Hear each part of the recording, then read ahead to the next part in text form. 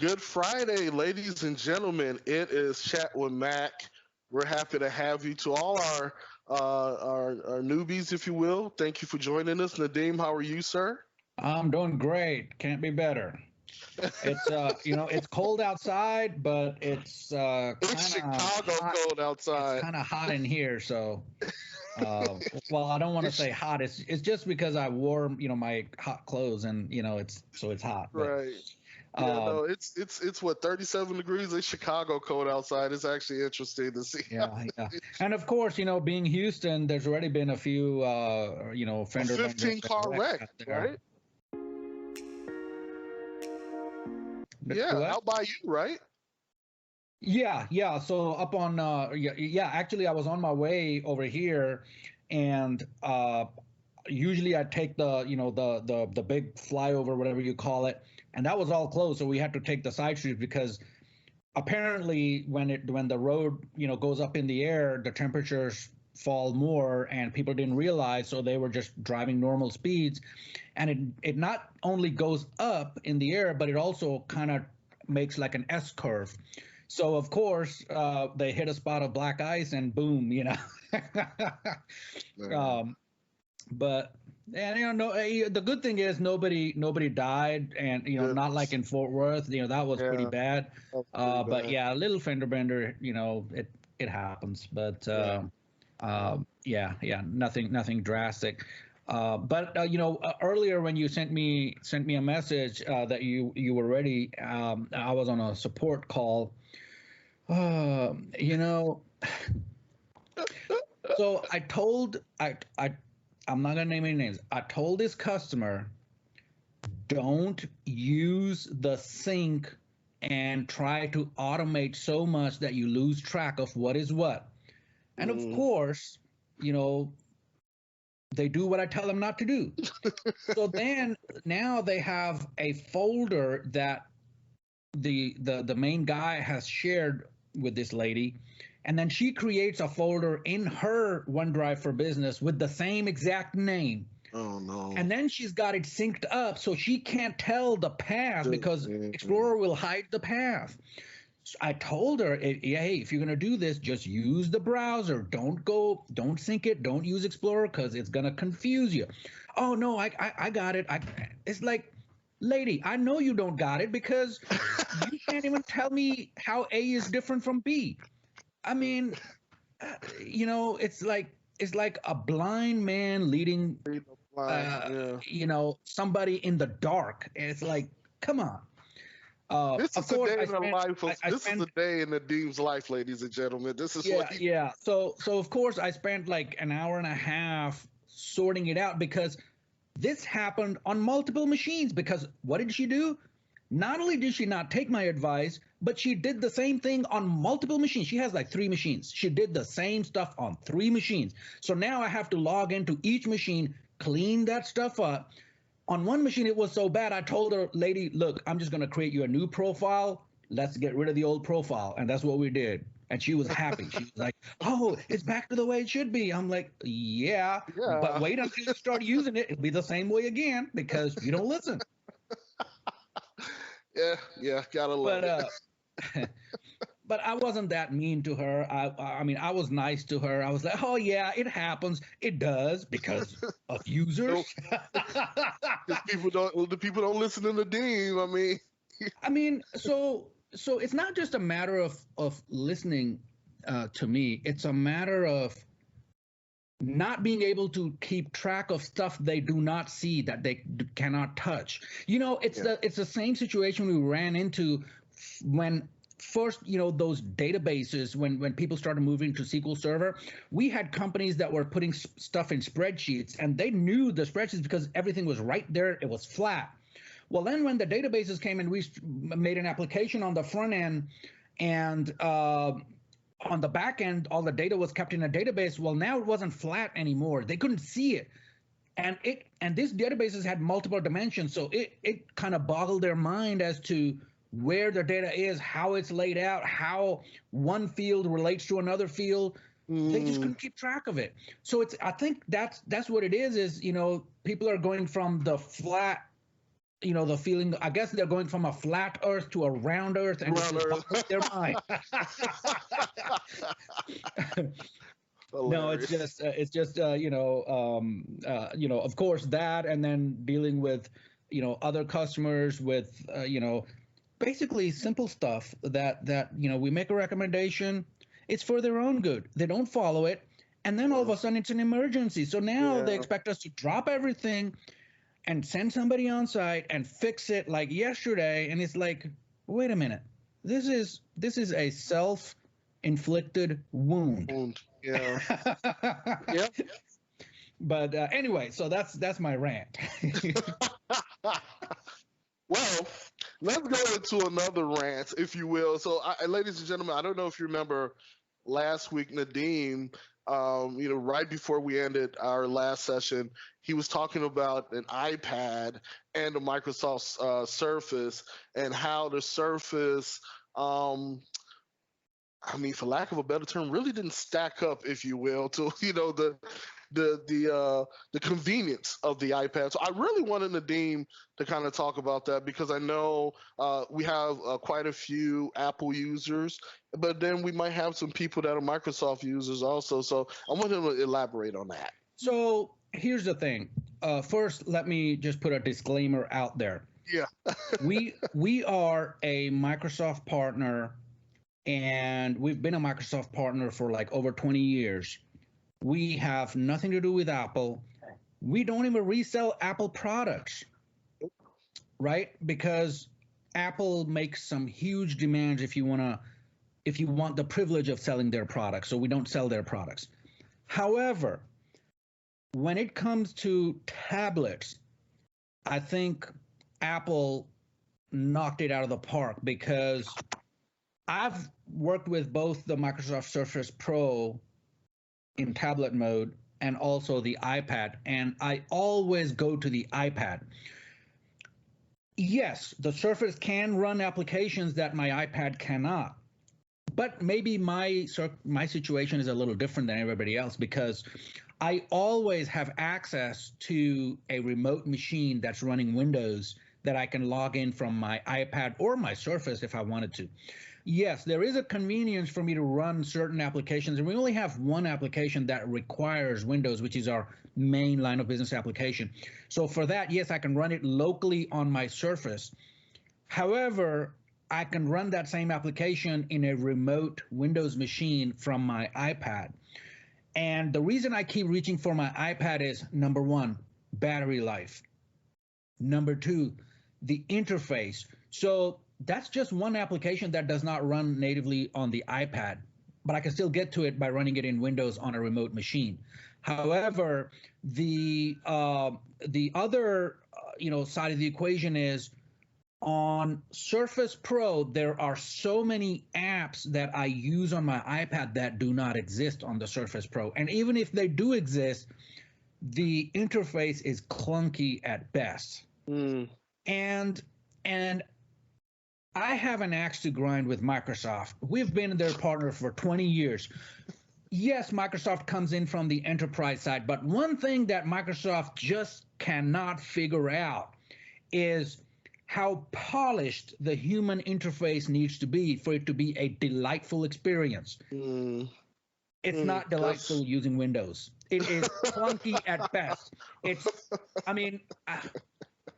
It's one of those things that you have to kind of just take it and deal with it, because they've got the market cornered because Windows applications only run on Windows.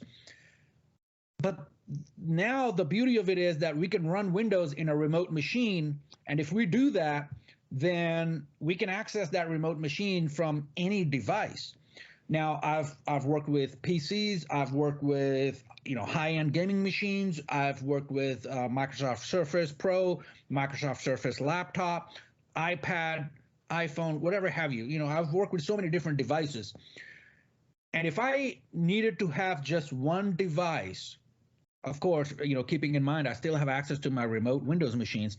If I had to get just one device, that would be my iPad, because I can get my calls there. It's a delightful experience for simple things, just like looking at my Twitter feed. It's a delightful experience, not that clunky way that it works on Windows. And the battery, some of you have probably seen the new video that came out from Intel talking about how the M1 chip is a disaster. It's slow and the battery life is really not that good. When somebody says the battery life is really not that good, that means the battery life is really that good. so so the thing is, I think with the M1 chip and the future of the ARM processor on the desktop side, now Intel really is feeling the heat. I mean, they've had pretty much a monopoly for so long, and recently, AMD's Ryzen chips just started hitting them, and then all of a sudden, Apple decided to switch over to the M1 chip. That hit them, and I think it started to where maybe Intel will get toppled, just because they started resting on their laurels. They were like, we're the best. Ain't nobody gonna beat us. That's what they're. Right.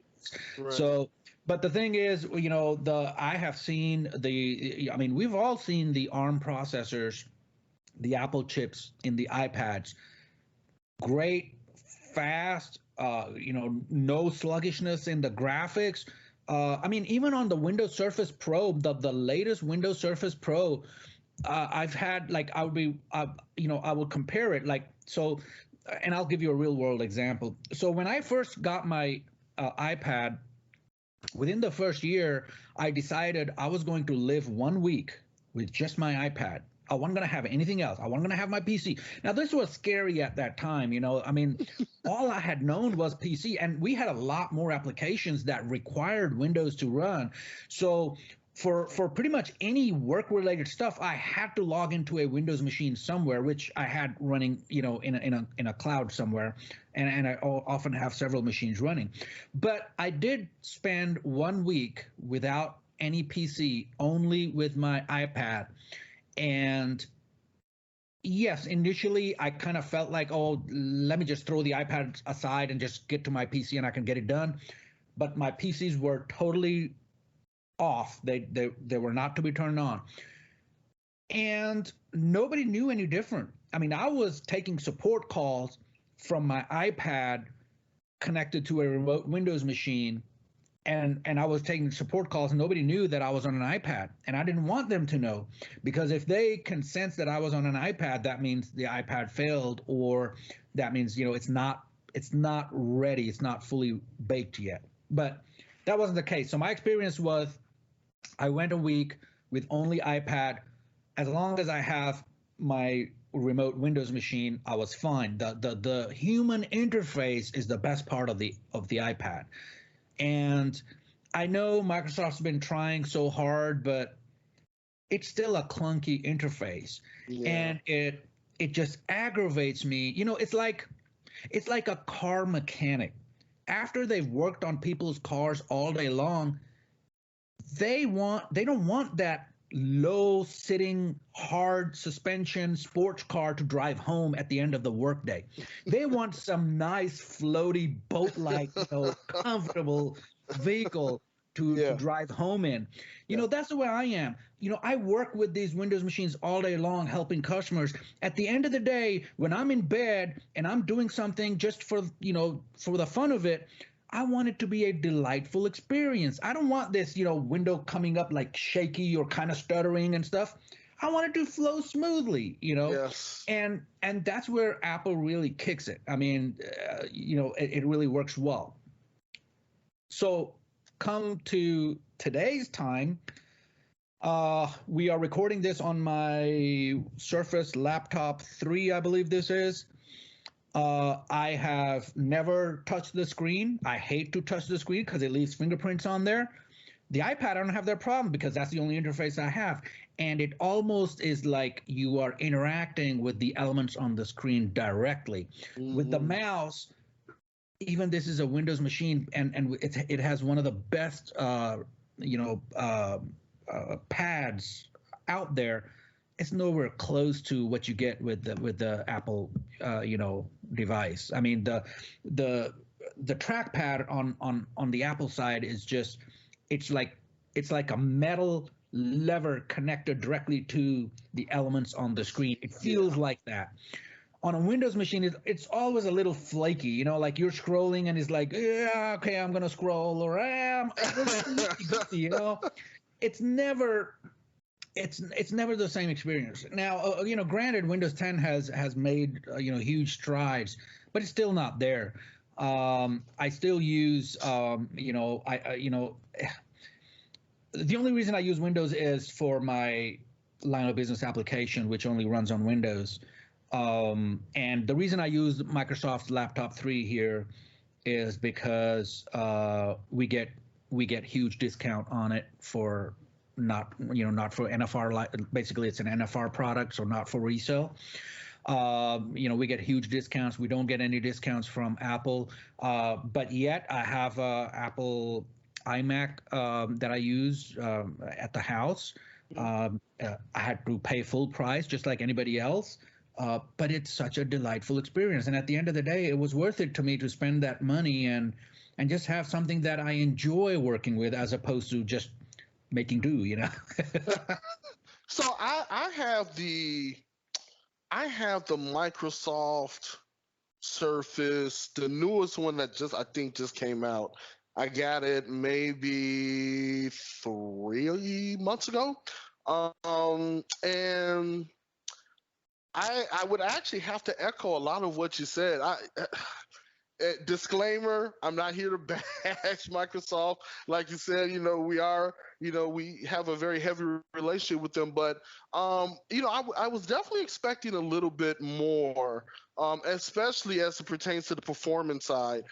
That has been really disappointing. If I have multiple windows open, chances are the performance actually lags something serious. So Yeah. it's been a little disappointing in that realm. So, there's a little, let me give you a little bit of a technical background. I'm not going to get too much into tech. So when, back in the day, before Windows 10, before the modern interface, when you would run multiple applications in Windows, all these applications would be running at all times. There was no logic behind suspending applications that were in the background, right? And it was the same way on the Mac side of the equation. If there's an application running in the background, it is still getting CPU cycles. It is not suspended. When when Apple came out with the iPad, with the iOS, one of the main things they did was any application that's not on the forefront, it was suspended. So it was almost like that application is frozen in time. That session is still there. The session's not going to get lost. So if you have a browser and you switch over to another application, your browser session is still there. It's maintained, but it is like frozen. So when you go back to it, you just continue. So what that does is that means that the application in the background now is not taking up CPU cycles, which unlike on Windows, you have 5 applications running. Well, most of those applications are taking CPU cycles. Now, having said that, in the newer Windows, if you use a modern app, the modern app is what they call, what they used to call the Aero apps, or the apps that are made just for the tablet mode. So if you're running those applications, well, now Microsoft finally learned, and they are suspending those apps in the background. So they're not using cycles. However, I don't think that smoothness we're going to get, on the Microsoft platform, just because at the end of the day, it's an Intel CPU and it's using integrated GPU. It's not a dedicated GPU. There's just not that much power to do everything with all the elements on the screen. Gotcha.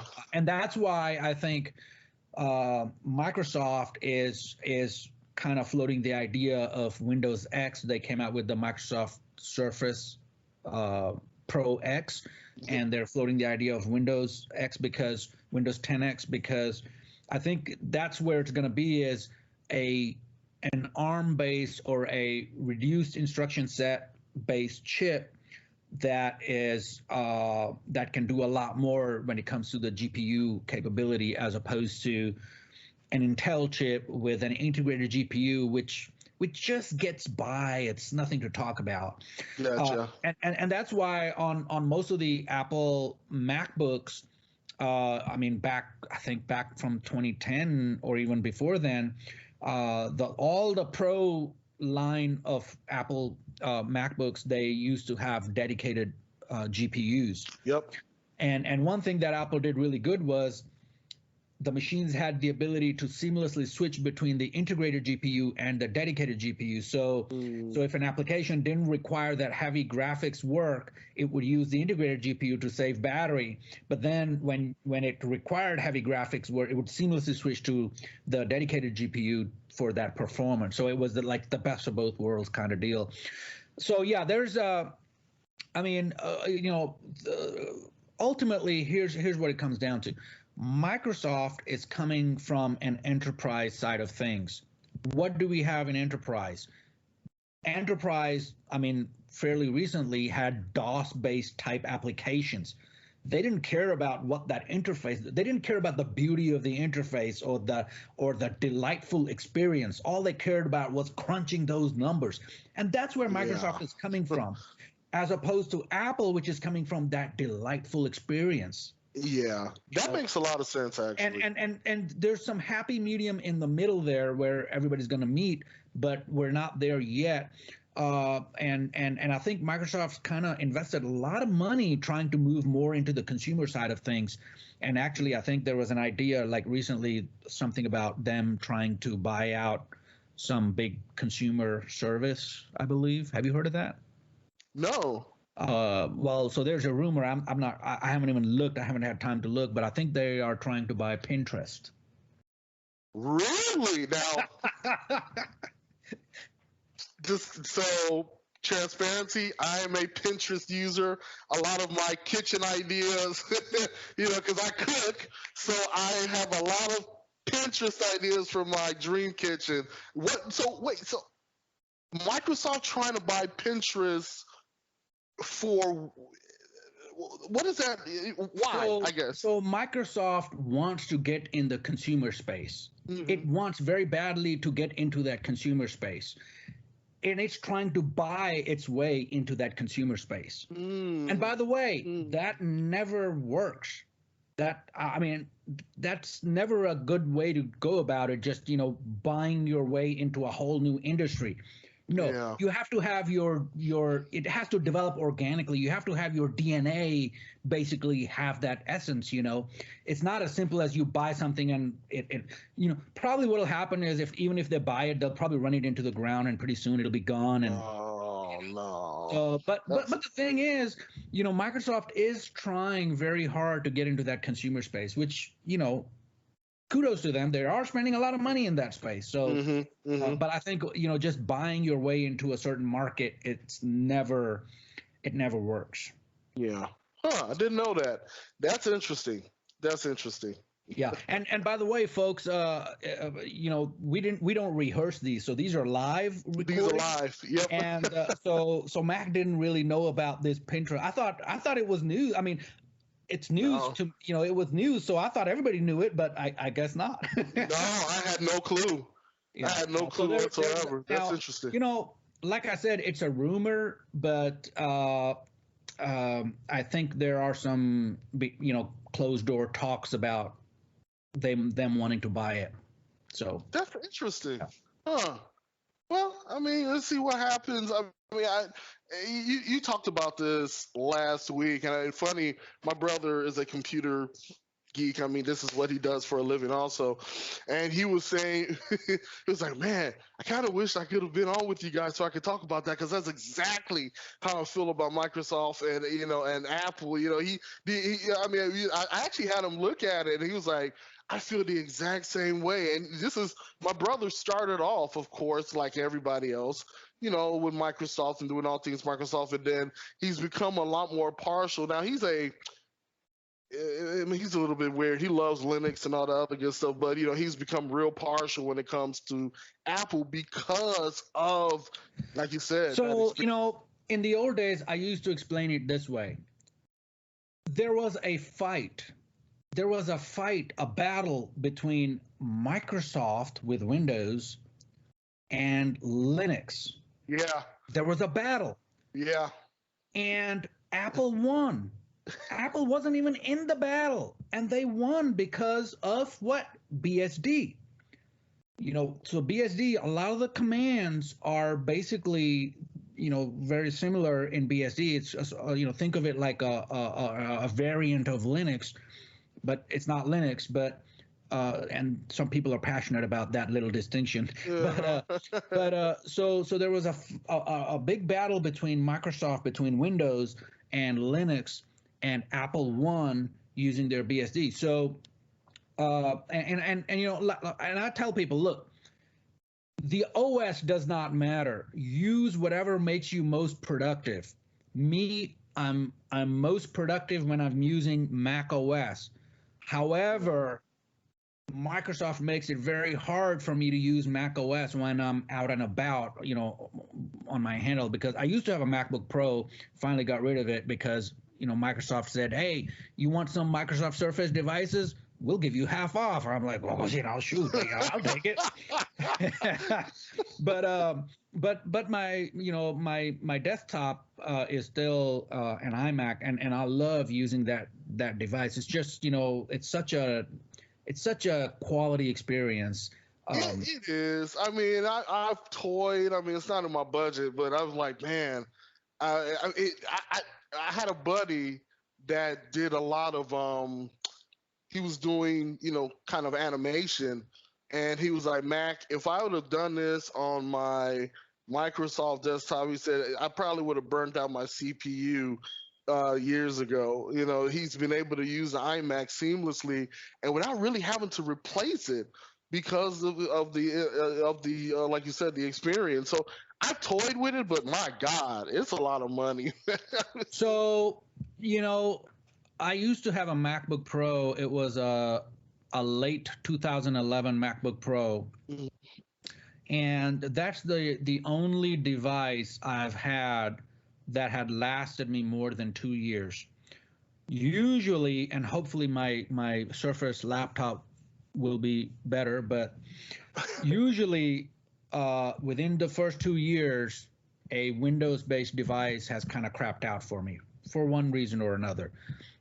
Either something internal happens, or the screen starts having issues, whatever reason. Uh, and even this Surface laptop, I don't know if you recall, but it's been replaced once because one day the GPU, I think I remember I was doing that some was video. last year actually. Yeah, and I think I just killed the machine. It overheated or something. It just killed the GPU. The screen wouldn't come on, and these machines are not repairable. So if the screen doesn't come on, don't even That's I mean, it. it's glued in and stuff. Just send it back, get another one. If it's not under warranty, throw it out, get another one. That's what these machines are nowadays. But the thing is, with that's really what changed my mind, because uh, and here's how I got into the Apple walled garden. I you know I used to think Apple products were just toys. It wasn't until, and I think I've said this before, I was driving to Corpus Christi with, no, not Corpus Christi, someplace. I bought a motorcycle, and I was driving over there with my friend to pick up this motorcycle, and I had to restart a phone system, and I had to check this little box, and I couldn't do it on my Windows-based handheld. We used to have these Windows-based phones back then. And then a friend of my, my friend had an Apple device with him, and he says, "Here, try this." And I'm like, "Now, look, if my Windows device couldn't do it, how is this toy going to help me?" You know?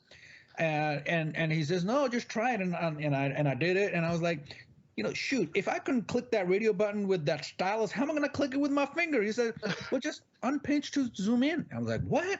He's like, "Unpinch to zoom in." That was like a revolutionary thinking at that point. And I was like, and I did that, and I unpinched, and the damn thing became big, and I could actually touch it with my finger. I did it. I got the job done. When I came back with my motorcycle, You went I and think got one. within that week, I went and got an iPhone. and we standardized on iPhones across the company. Now, keep in mind, these were the days when if you met Steve Ballmer with an iPhone or a BlackBerry, he would throw a chair at you. These Yeah, were those days. yeah. And at that point, when I saw that, when I saw how refined that interface was and what it allowed me to do, I was like, screw that. I'm getting one of these. And all of my people are going to get one of these because it makes you that much more productive. I didn't have Yeah. to stop and pull up my laptop and do all that jazz. I can just do it with this thing in my pocket. It I can't changed my life. I can remember what was it like 2003 or 2000? I forget when the first iPad came out, and I remember, actually seeing one, and I'm like, so you mean to tell me that this little thin thing that you have here does everything that a laptop can do? And for me, oh hell, and for me, I was just like I mean, it was mind-boggling. But like you, and I was working for a technology company at the time, and the cloud was just coming about and all this other good stuff. And I remember, my boss saying, "Oh, that's not going to be around." I give it 2 years before, you know. I kid you not. I kid you not. He said that he was like 2 years. It doesn't make it isn't feasible. It's not going to work. And here we are, 20 some years later, You know, 17 I, years I later. Almost. remember I remember when the iPad came out and there were Windows tablets out there. Panasonic used to make them $3,000 a piece. And the Good lord, iPod came out at under a $1,000. thousand And dollars. people say Yeah. Apple products are expensive. That's a discussion for another day. I think we'll continue. Maybe next week we'll continue this Yes. because Yes. it's time for another meeting. My alarm just went off, so we're gonna have to kind of cut this Oh short. yeah, yeah, yeah, yeah, yeah, yeah. Okay. But yeah, we'll continue. So folks, stay tuned. We'll talk some more next chat with Mac next Friday. And until then, have a good day and be safe out there. Be safe, guys.